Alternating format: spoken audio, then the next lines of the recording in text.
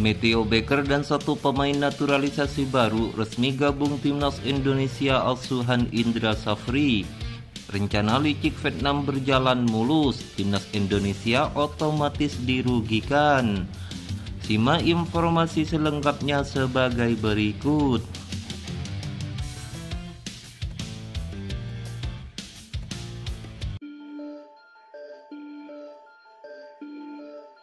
Pelatih timnas Indonesia U20 Indra Safri membuat kejutan dengan memperkenalkan satu pemain keturunan baru di pemusatan skuad Garuda Muda jelang Piala Asia U20. Seperti diketahui, timnas Indonesia U20 saat ini sedang menjalani pemusatan latihan yang berlangsung di Jakarta pada 5 Desember hingga 20 Desember 2024. Pemusatan latihan tersebut merupakan bentuk persiapan skuad Garuda Muda jelang tampil di Piala Asia U20 pada 13 Februari 2025. Tergabung di grup C, anak asuh Indra Safri akan berhadapan dengan Uzbekistan, Iran, dan Yaman pada babak penyisihan grup. Untuk pemusatan latihan kali ini, Indra Safri membuat sejumlah kejutan. Salah satunya dengan tidak memanggil dua bintang diaspora yakni Jens Revan dan Wilber Jardim. Meski absen, namun dua pemain tersebut sudah ikut pemusatan latihan timnas Indonesia U20 saat berada di Jepang. Kejutan lainnya adalah memanggil pemain dari tim U17 yakni Matteo Baker yang masih berusia 15 tahun. Tak cuma Matteo Baker, mantan pelatih Bali United itu juga resmi memperkenalkan satu pemain keturunan baru di skuad timnas Indonesia U20.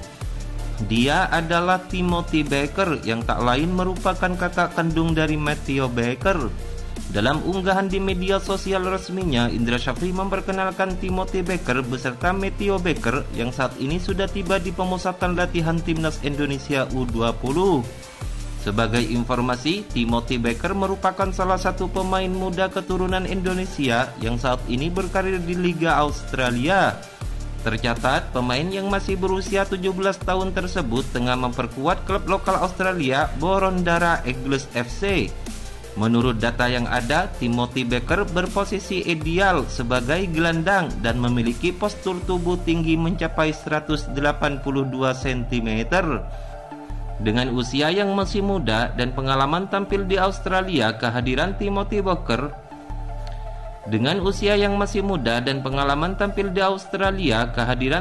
Baker diprediksi bisa memberikan warna baru dalam perjalanan timnas Indonesia di Piala Asia U20.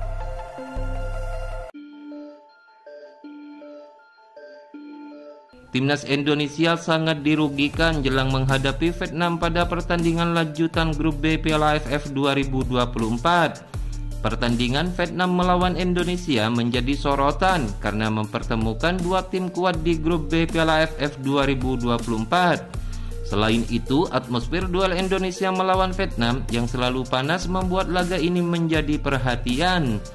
Jika dilihat dari statistik pertandingan, sepanjang 2024 Vietnam terus kalah dari timnas Indonesia, sehingga ada hasrat besar dari Vietnam untuk balas dendam mengalahkan timnas Indonesia.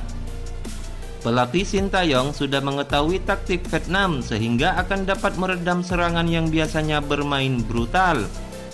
Vietnam mendapatkan keuntungan jelang menghadapi timnas Indonesia. Mengingat jumlah peserta ganjil setiap grup membuat Vietnam diuntungkan dengan jeda pertandingan di laga pekan kedua grup B. Timnas Indonesia dan Vietnam sama-sama memainkan laga perdananya pada Senin 9 Desember 2024 dengan sama-sama mengalahkan lawannya yaitu Myanmar dan Laos. Meski demikian, timnas Indonesia harus langsung pulang ke tanah air untuk menjamu Laos di Stadion Manahan Solo. Setelah itu, Sintayong memboyong skuad Garuda untuk berangkat melawan Vietnam. Berbeda dari jadwal padat timnas Indonesia, Vietnam dapat lebih bernapas lega karena tak kebagian lawan di pekan kedua ini. Vietnam pun memiliki waktu yang lebih banyak sebelum menjamu timnas Indonesia di Stadion Fitri.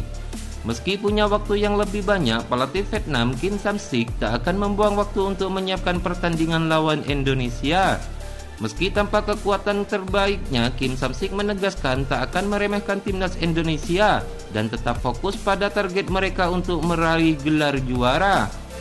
lain, pelatih Sintayong mengaku heran Vietnam mendapatkan waktu istirahat lebih banyak ketimbang timnas Indonesia.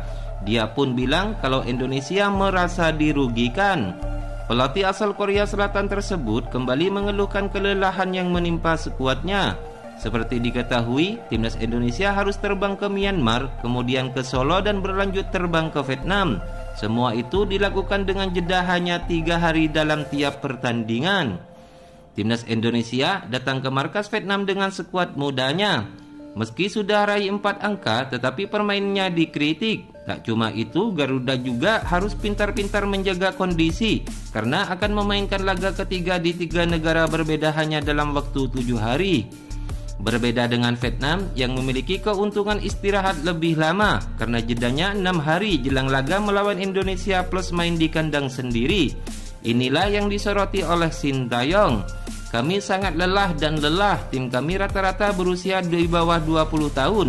Jadi dari segi pengalaman dan juga pengalaman kompetisi internasional, kami relatif dirugikan melawan timnas Vietnam, kata Sintayong. Jadi ini akan sulit, tapi saya tetap berharap para pemain dan tim kami mendapatkan pengalaman bagus dari pertandingan ini. Dan kami tetap akan melakukan yang terbaik melawan Vietnam, kata Sintayong. Keuntungan tersebut yang membuat peluang Vietnam untuk mengalahkan timnas Indonesia menjadi lebih besar.